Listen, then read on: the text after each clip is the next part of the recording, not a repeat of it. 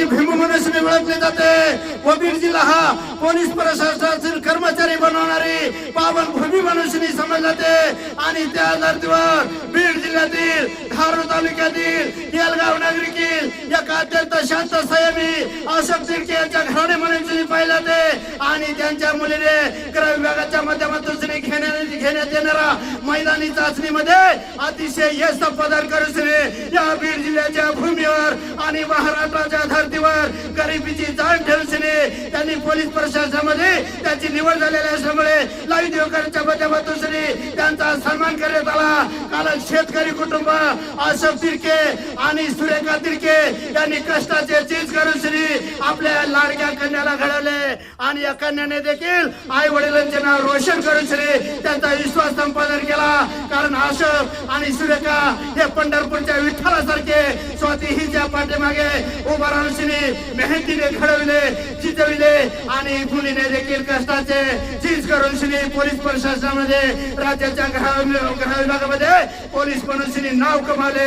आपण लाईव्ह देवकरांच्या माध्यमातून पाहू शकता अशोक तिडके शांत संयमी व कामाचा माणूस तथा गृहिणी म्हणून जी पंढरपूरच्या रुक्मिणी सारखी स्वाती हिच्या पाठीमागे उभा राहून अहोरात्र मेहनत करून रोजंदारी करून मुलीला घडवले आणि मुलीने देखील आपल्या आई वडिलांचे नाव रोशन केले.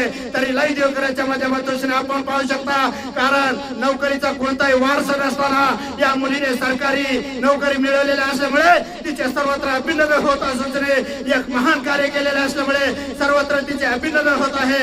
तरी आपण स्वाती तिडके यांना विचारू आपण हे जी पोलीस प्रशासनाच्या माध्यमातून यश संपादन केलेले असल्यामुळे याचे सर्व श्रेय आपण कोणाला देतात? मी माझं पोलीस झाल्याचं सर्व श्रेय माझ्या आई वडिलांना देते. कारण त्यांनी इतक्या दिवस कष्ट करून मला शिकवलं. मला 2-2.5 वर्ष ज्ञानदीप अकॅडमीमध्ये अंबाजोगाई येथे शिकवलं आणि कष्टाची जाण राखून मी एवढं कष्ट करून आज पोलीस झाले. काय आपल्याला आनंद वाटतोय का आपल्या मुलीनं हे पोलीस प्रशासनामध्ये नाव कमवलेलं असल्यामुळे? तर आपण पाहू शकताय की एका डोळ्यात आनंद आणि एका डोळ्यात अश्रू असल्यामुळे हे स्वातीची आई सुरेखा यांना आनंदाचा पारावार उरला नाही आहे. कारण गेल्या निवड झाल्यापासून या घरामध्ये आनंदाची दिवाळी साजरी होताना दिसते.